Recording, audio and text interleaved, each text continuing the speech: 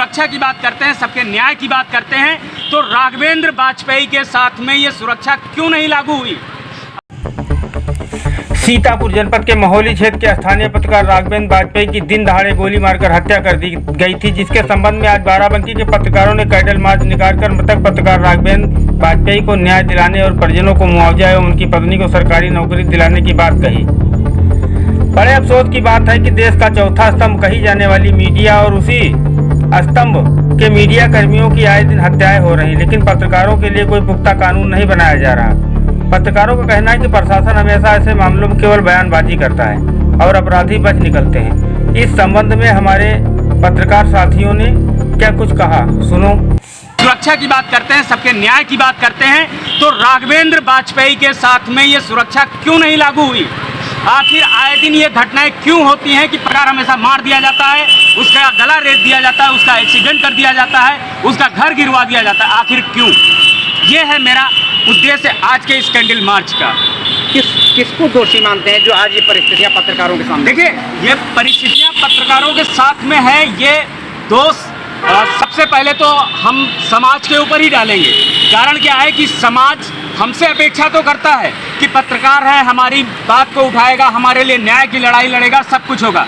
लेकिन जब बात किसी पत्रकार की आती है तब उसको वो अनेक पड़लों में, अनेक स्टेजों में तोलने और नापने की कोशिश करने लगता है। तो इसमें सबसे बड़ा दोष तो समाज का है, और समाज के बाद में हम जिस लोकतंत्र की सुरक्षा के लिए काम करते हैं, जिस लोकतंत्र की रक्षा की हम बात करते हैं, जहां पर हमको चौथे स्तंभ का दम दिया जाता है, मैं उसको दोषी मानता हूं। जिस तरीके से मुख्यमंत्री योगी आदित्यनाथ कहते हैं कि पत्रकारों को कहीं थाना हो या डीएम के वहाँ हो या एसपी के वहाँ हो, कि पत्रकारों को पूरी जानकारी दी जाए और पत्रकार के साथ अगर कोई घटना होती है तो उसके खिलाफ कार्रवाई होगी और 50,000 जुर्माना होगा। जिस बात को लेकर मुख्यमंत्री योगी आदित्यनाथ ने कहा था, क्या अभी तक ये बात पूरी हो पाएगी या नहीं पूरी हो पाएगी? देखिए, अभी जैसे कि रील में ही सही आप स्टेटमेंट देखते होंगे, 15 लाख का तो अमित जी का स्टेटमेंट आता है, ये जुमला होता है, और वो एक रिकॉर्डेड स्टेटमेंट है, मैं अपनी तरफ से नहीं बोल रहा हूँ।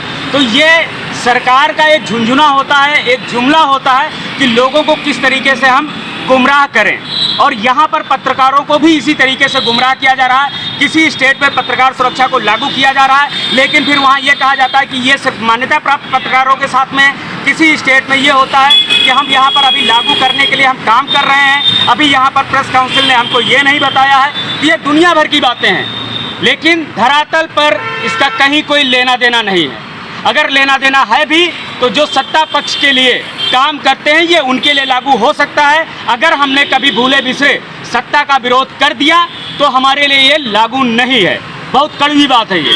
क्या मांग करना चाहेंगे सरकार से?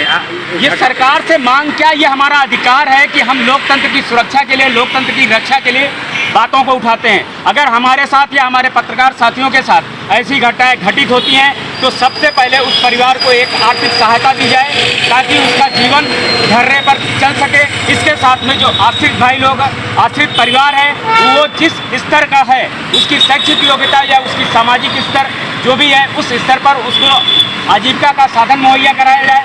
साथ ही जो दोषी व्यक्ति हैं, अभी तक होता क्या है कि कानून ये कहता है कि हमने इनके ऊपर मुकदमा लिख दिया, हम इनको जो है फांसी दे देंगे, हम फला कर देंगे, धमका कर देंगे।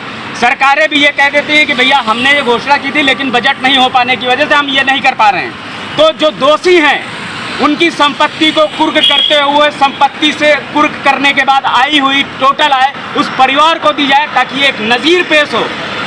ये एक नज़ीर पेश हो कि अगर हम पत्रकारों के साथ में ऐसी अभद्रता, ऐसा कुकृत्य करते हैं तो हम कहीं के नहीं बचेंगे। पूरे उत्तर प्रदेश में इस घटना को लेकर भारी पत्रकारों में रोष व्याप्त है। जगह जगह धरना प्रदर्शन, विरोध प्रदर्शन, कैंडल मार्च हुए हैं, लेकिन अभी तक कोई कार्रवाई नहीं। इस पर आपकी क्या प्रतिक्रिया है? देखिए, इस पर कार्रवाई नहीं हुई, ये एक सवालिया निशान है सरकार के ऊपर भी, सरकारी तंत्र के ऊपर भी। और सरकारें जब ज़्यादा दबाव में आती हैं, और दबाव में कब आती हैं, जब हम कलमकार एकजुट होते हैं, हम पत्रकार एकजुट होते हैं।